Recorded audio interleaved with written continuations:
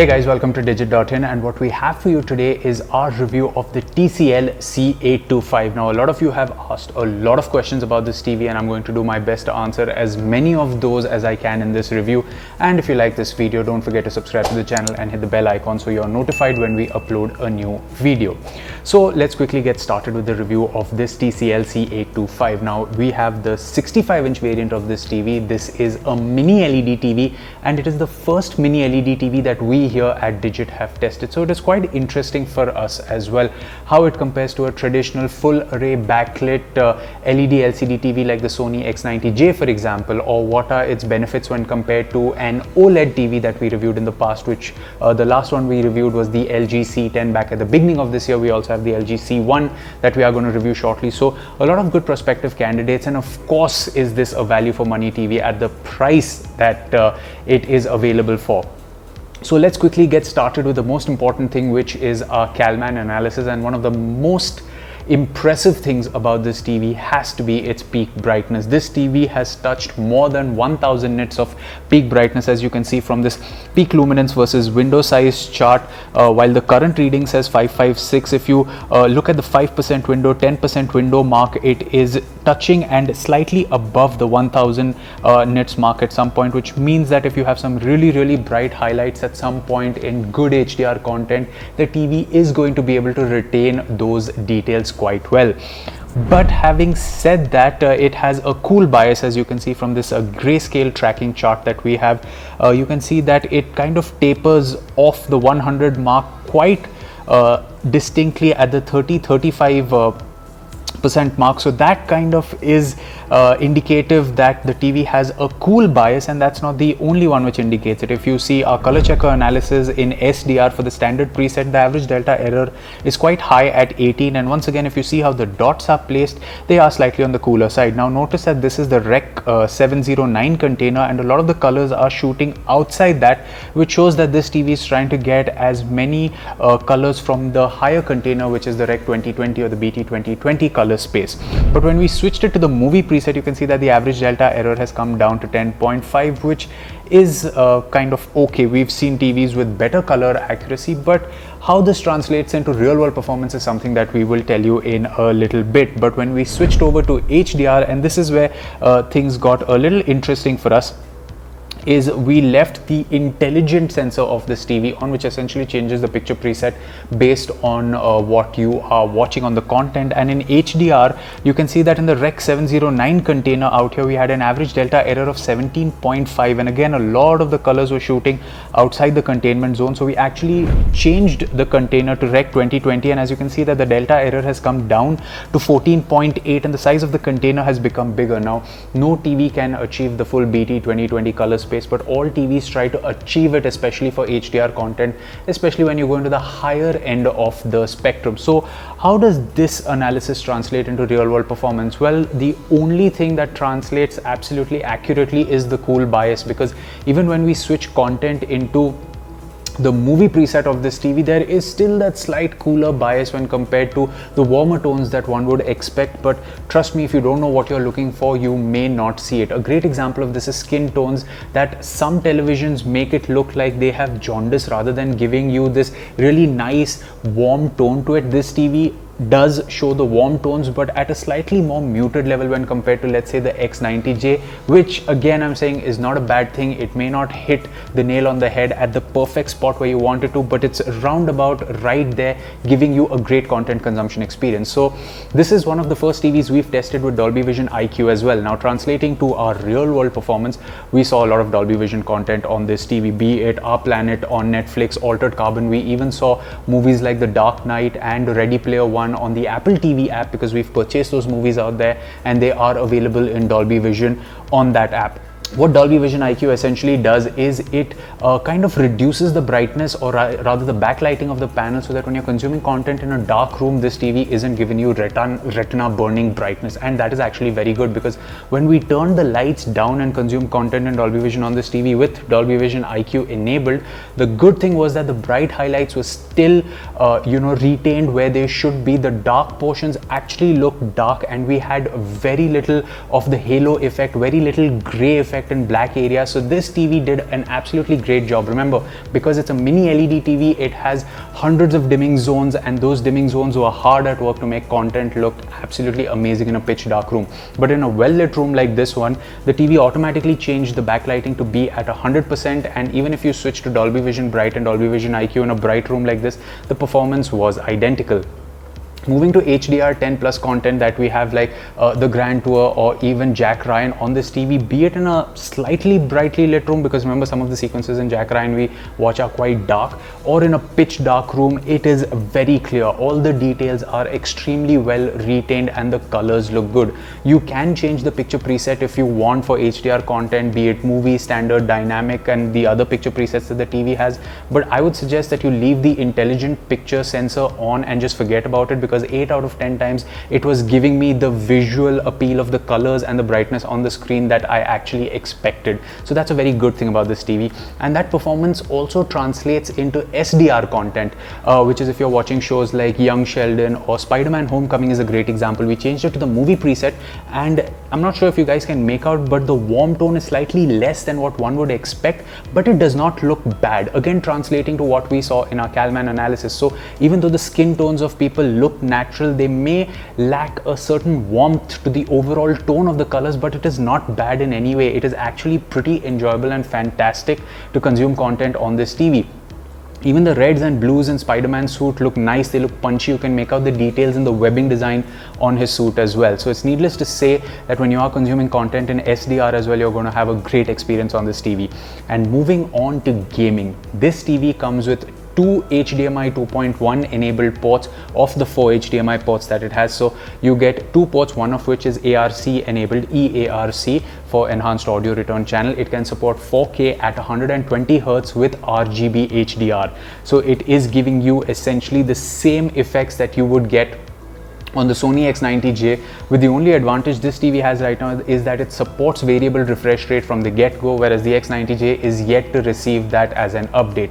So we played a lot of games on this TV. We played Spider-Man Miles Morales, which has this great HDR effect when you're swinging towards the sun. And the one thing that happens is, you know, in that game Spider-Man's suit is black and it has this red webbing design all around it, and when you watch Spider-Man swinging towards the sun, the highlights of his suit are lost a little bit in most TVs, but out here they were retained. So when you jump from the sun straight to the ground, you can see the red details in his suit very clearly throughout this, which was a great experience. And also, not to mention the fact that this TV is so bright. Dirt 5 is another game which is great in HDR. With the sun pouring into the tracks, you can really have a great experience. You actually do feel like you're driving in the desert on this TV, simply because of how bright it can get when you turn a corner and you have the sun shining right in on you. Ratchet and Clank Rift Apart is another great example of a game which has these particle effects, which, you know, the gun, when you shoot a gun, it has all these bright effects that come out, and it was another game that proves this TV is great for gaming. Same for a game like Ghost of Tsushima, which has these punchy colors. Yes, if you talk about the colors in Ghost of Tsushima, the Sony X90J can do a much better job of representing it. But when it comes to the HDR implementation with bright highlights and the contrast, this TV is very, very good. So it is a very good package on offer, whether you will consume content in HDR, be it Dolby Vision, HDR10, HDR10 Plus, SDR content, and gaming. And this impressive performance does not stop with its content. For visuals, it also translates into the audio performance of this TV. Now this TV has two 15-watt drivers and one 30-watt subwoofer. You know, the sound is mastered by Onkyo, and the drivers are front-facing drivers on this TV, and they are hidden behind this really nice cloth mesh, so they are front firing. The advantage of this is that you get really good channel separation when you're listening to content on this TV. So if there's a cars and bikes whizzing around in the race in Ready Player One at the 12-minute mark, you really do get that effect of, you know, content moving from the left to the right. The channel separation is really good. When people are talking in a conversation, or when you have action in a movie that has bass, this TV has a subwoofer mounted at the back of the TV, and you do get those thumps. Now let's be clear, when in the opening sequence of The Dark Knight, where you have the glass shattering, if you have a dedicated subwoofer in your home theater, you are going to feel that oomph a lot more. But the fact that it is present out here just means that you can use this TV for a really, really long time without investing in a soundbar or a home theater, because the output of sound from this TV is room filling, it's loud, and it's good. This is a pretty big living room. Putting the volume of this TV at just 25 points people in the house kept complaining that this TV was so loud. That's how loud it can get. Again, coming to its setting, there is an intelligent setting out here as well, which if you toggle on, it is going to change the sound presets to suit the content. And again, 9 out of 10 times I found that leaving this setting on meant that when some dialogue heavy content was playing, the dialogues were clearer. When some mixed audio was playing, the music and the action was pumped up. So it's safe to say that the intelligent settings for the picture presets and the sound presets on this TV do a great job. So what's not so great about this TV?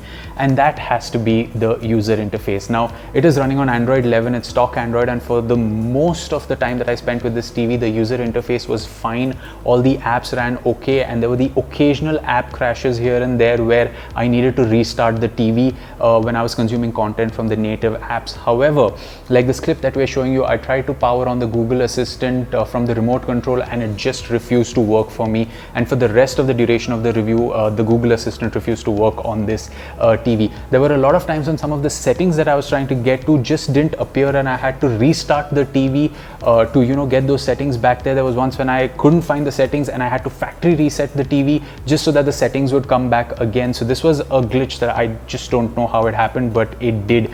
But I'm guessing these are things that TCL can fix with a software update, because when these things work, they work really well. Now, I'm not a big fan of using the Google Assistant on a regular basis. I've said it before, it's great to have it. So the fact that it didn't work out here isn't the biggest negative for me. But if you're someone that likes to say the magic word and then open Netflix and play something for you, then yeah, sure, it's going to be a deal breaker for you. But I've always found that navigating the remote control is a lot faster to open specific apps and find content rather than using the assistant. This TV also comes with far field mics, and just like the TCL C715 that we reviewed last year, and the performance is equally lackluster as what we found with the remote control. So yeah, like I said, these are things that TCL can fix with an update.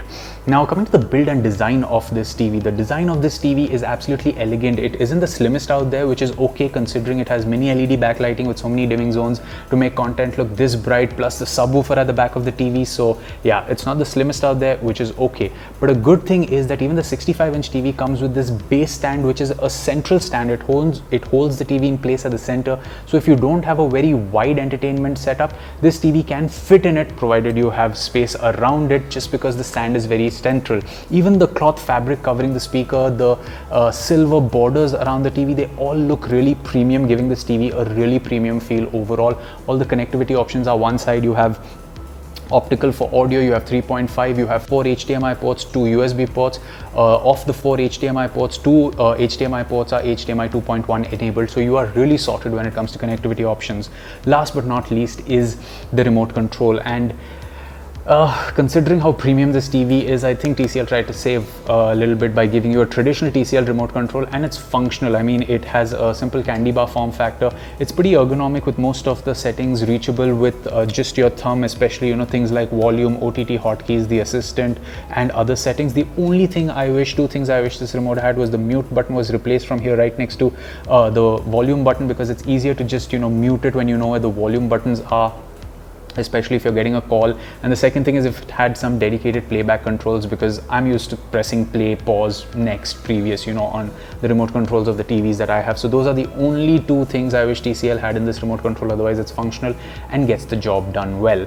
So here's answering the ever important question for you is, should you buy the TCL C825? And that honestly depends on what you are looking for. So I'm just going to refer for some prices out here, and I'm going to tell you that if you're looking for a 65-inch TV, as of recording this review, the TCL C825 is priced at about 1,50,000 rupees.